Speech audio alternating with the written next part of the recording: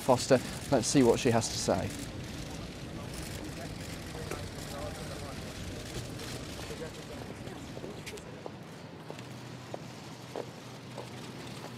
So good morning.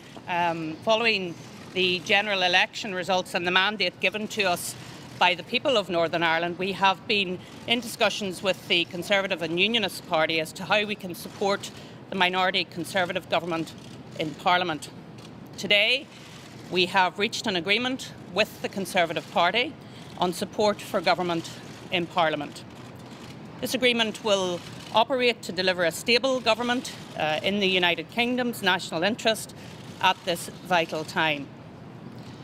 Throughout these discussions, our guiding principle has been our commitment to acting in the national interest in accordance with our shared objectives for strengthening and enhancing our precious union.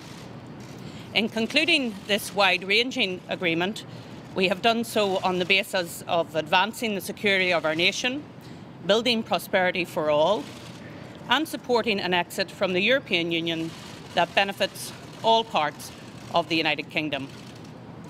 The details of our agreement and future working arrangements will be published in full.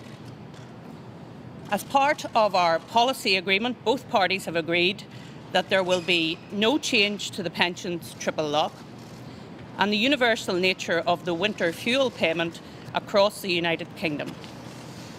We are agreed to meet the NATO commitment of spending 2% of GDP on the armed forces, and we are further committed to the Armed Forces Covenant and to its implementation throughout the United Kingdom.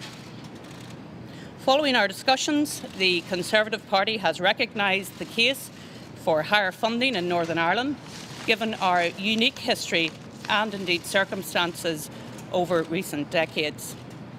The UK Government will publish, as an annex to our agreement, the details of financial support that will be made available to Northern Ireland. Our aim in these negotiations has been to deliver for all of the people of Northern Ireland, and the support measures which we are announcing will be to the benefit of all our people. They will boost the economy and invest in new infrastructure, as well as investing in the future of our health and education sectors and a range of other measures. We welcome this financial support of £1 billion in the next 2 years, as well as providing new flexibilities on almost £500 million previously committed to Northern Ireland. As a consequence, spending power of almost £1.5 billion will be available to address the unique circumstances of Northern Ireland and the effect these have had on the economy and its people. In furtherance of our overall agreement, the Government and the Democratic Unionist Party have established a coordination committee.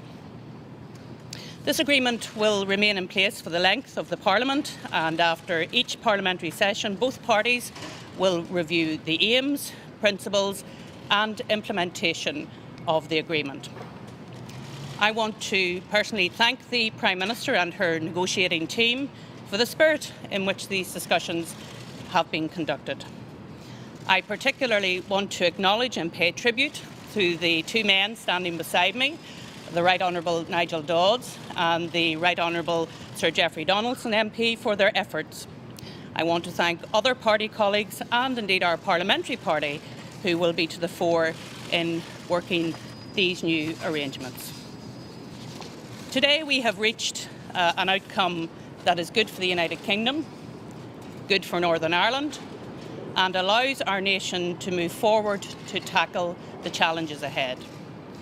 This afternoon I will be returning to Northern Ireland to continue our discussions as we attempt to re-establish the Northern Ireland Executive, because now, more than ever, our political leaders, both locally and nationally, need to work together to find solutions for all of the people we serve.